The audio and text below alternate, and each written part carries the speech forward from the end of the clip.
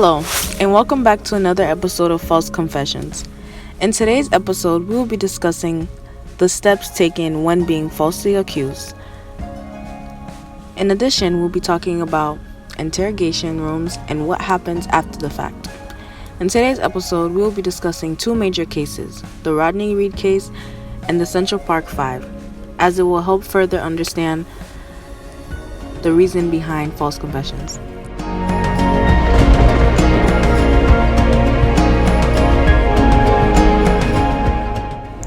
For those who do not know, false confession cases consist of people who are wrongfully accused of a crime. In most false confession cases, it usually has to deal with DNA exonerations.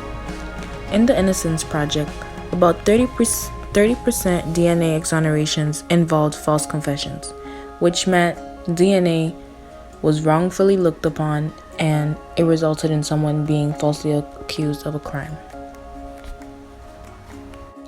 Although most false confession cases deal with DNA, others include things like false witness, misidentification, forensic scientists, and also police corruption.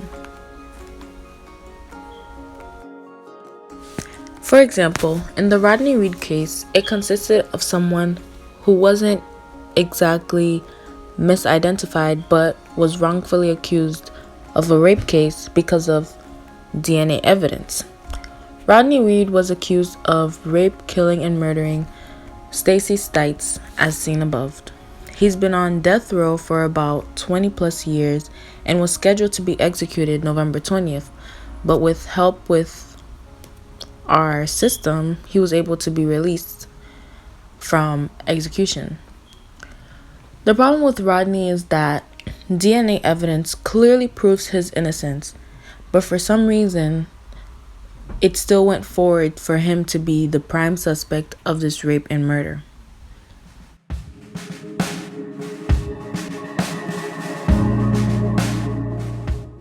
In the Central Park 5 case, 5 young teens were arrested for the rape of a young woman in the park. The problem with this case was that the kids were not involved whatsoever, but spent most of their teenhoods in jail for a crime that they did not commit, which police later found out it was their the victim's husband.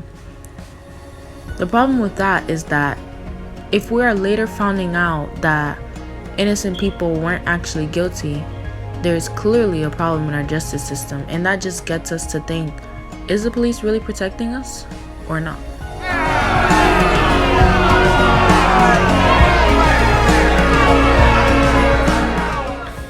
This is where it all starts, in the interrogation room.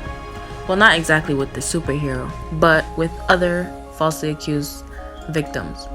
They sit down in this room and the police just go about their jobs and interrogate them about the crime that had just happened. 9 out of 10 times, the person is always going to prove their innocence. And this is where the police tend to get fed up and they start to leak information that they should have not, which gets people information that they should have never received. Although it may sound crazy, did you know that people using this information that police secretly spill leads them to confessing to a crime that they did not commit? And in the Central Park 5 case, that is exactly what happened. The police got into the minds of these young boys and got it to the point where they could tell on each other and say that they committed the crime when none of them really did, which is crazy. And the problem behind this is because police aren't really doing their job, which scares us again to be like, are they really protecting us? And my answer to that question is no.